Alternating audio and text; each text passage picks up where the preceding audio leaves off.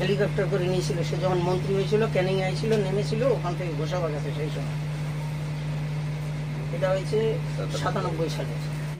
মতুয়া রাজনীতি নিয়ে ফের তোপ দাগলেন বিজেপির প্রাক্তন রাজ্য সভাপতি দিলীপ ঘোষ। শনিবার বারুইপুর পূর্ব বিধানসভা কেন্দ্রের কালাবরু জয়কৃষ্ণনগর গ্রামে এক কর্মী বৈঠকে তিনি একের পর এক বিস্ফোরক মন্তব্য করেন। তার দাবি, মমতাওয়ালা ঠাকুর ভয় পেয়েছেন, যারা এতদিন মতুয়াদের ভুল বুঝিয়েছে তারাই নাগরিকত্বের বিরোধিতা করছে। সমাধান করুন, পার্টি তাকে সাইড করেছে।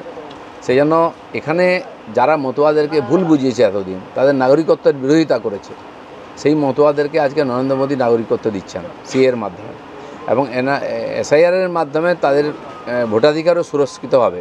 নরেন্দ্র মোদী তাদের দালালি করতে দিচ্ছেন না। তৃণমূল কংগ্রেসের বিরুদ্ধে আক্রমণ শানিয়ে দিলীপ ঘোষ বলেন, যে পার্টিতে এতদিন ছিলেন সেই তৃণমূল মতুয়াদের জন্য কিছুই করেনি, শুধু নাগরিকত্বের বিরোধিতা করেছে। এই দেশে মতুয়াদের সম্মানের সাথে থাকার বিরোধিতা করছে তৃণমূল। আসলে এদের কোনো পার্টি নেই, চোর ডাকাত গুন্ডা মাস্তান সমাজ বিরোধীদের নিয়ে তৈরি হয়েছে সংগঠন। উনি যে পার্টির সঙ্গে একদিন ছিলেন মমতাওয়ালা, সে পার্টি কেন করেনি? আজকে মতুয়ারাই তার বিরোধিতা করবে, কারণ তিনি তাদের নাগরিকত্বের বিরোধিতা করেছে, এই দেশে তাদের সম্মানের সঙ্গে থাকার বিরোধিতা করে এসেছেন, সেই পার্টিতে উনি আছেন। হয়ে গেল প্রেসিডেন্ট, হয়ে গেল আরও কী হয়ে গেল কো চেয়ারম্যান, কিন্তু পার্টির সমস্যার সমাধান হচ্ছে না। পার্টি বলে কিছু নাই তো, চোর ডাকাত গুন্ডা বদমাস অ্যান্টি সোশ্যালরাই পার্টিটাকে দখল করে নিয়েছে। সেখানেই না থেমে তিনি অভিযোগ করেন, আজ রাজ্যে যত মহিলাদের উপর অত্যাচার, খুন, দুর্নীতি হচ্ছে, সব কিছুর নেপথ্যে তৃণমূলের নেতারা। তারা কারোর কথা শোনে না, ভোট দখলের চেষ্টা ছাড়া তৃণমূলের আর কোনো কাজ নেই। কিন্তু এবার যদি এসআইআর হয়, সরকারি কৌশলে টিকে থাকে, তাদের আরও সহজ হবে না। বাংলাদেশি অনুপ্রবেশ ও জালনাথি প্রসঙ্গের সূত্র ধরেই দিলীপ ঘোষের সাফ অভিযোগ, বাংলাদেশিরা এসে এই দেশের নথি বানিয়ে নিচ্ছেন, কিন্তু তারা বহিরাগত, তাদের বাঙালি বলে চালানো হচ্ছে। অবৈধ অনুপ্রবেশকারীদের বাঙালি সাজিয়ে তৃণমূল সেন্টিমেন্ট নিয়ে খেলছে। দেখে রাখুন কীরকম ঘটনা ঘটছে, যারা করছে সবই ওদের লোক। যত মহিলাদের উপর অত্যাচার, খুন খারাপি হচ্ছে, যত দুর্নীতি, সব টিএমসির নেতা, সব সমাজ বিরোধী। তারা কারো কথা শোনে না।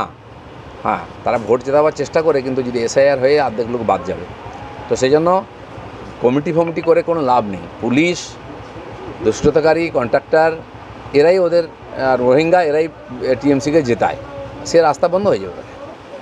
ফলে এরা পরিযায়ী শ্রমিক নাকি বাংলাদেশি নাকি রোহিঙ্গা, তার আগে নাগরিকত্ব চেক করা উচিত, এবং যেখানে ছিল সেখানে কি অপরাধ করেছে না সেটাও চেক করা উচিত।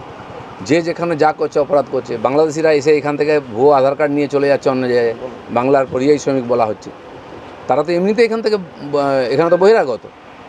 এটাকে বাঙালি বলে চাপানো হচ্ছে, পরিযায়ী শ্রমিক বলে চাপানো হচ্ছে, এটা চলবে না। যে সে অনাগরিক, বিদেশি, দুষ্কৃতকারী, তাদেরকে বাঙালি বলে বাঙালি সেন্টিমেন্ট জাগানোর যে চেষ্টা চলছে, ওটা সফল হবে না। তিনি আরও দাবি করেন, তৃণমূলের পক্ষ থেকে বাইরের বিএলওদের নাম ঢোকানো হচ্ছে, ভোটার তালিকায় ভুয়ো নাম জুড়ে দেওয়া হচ্ছে।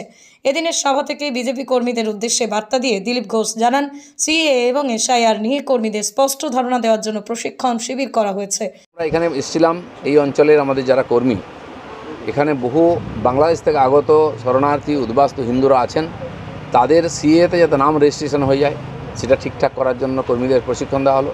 এবং এসআইআর আসছে, তাতে আমাদের কর্মীরা যাতে ঠিকঠাক কাজ করেন। এখানে টিএমসি বিএলওর নামে তার পার্টি কর্মীদেরকে ঢুকিয়ে দিচ্ছে, সেগুলো যাতে ঠিকমতো দেখা হয়, এই ব্যাপারে প্রশিক্ষণের জন্য এখানে কর্মীদের ডাকা হয়েছিল অঞ্চলে। নিয়ে কর্মীদের স্পষ্ট ধারণা দেওয়ার জন্য প্রশিক্ষণ শিবির করা হয়েছে, যাতে ভোটার তালিকার সংশোধনের সময় সত্যিটা প্রকাশ্যে আসে এবং আর কোনো অনুপ্রবেশকারী বাঙালি সাজতে না পারে। Bureau report, star Kolkata digital. ছেলে তো এখানে জন্মগ্রহণ করেছে, আবার অনেকে সরকারি চাকরিও পেয়ে গেছে। হ্যাঁ, এটা অস্বীকার করার কিছু নেই, কিন্তু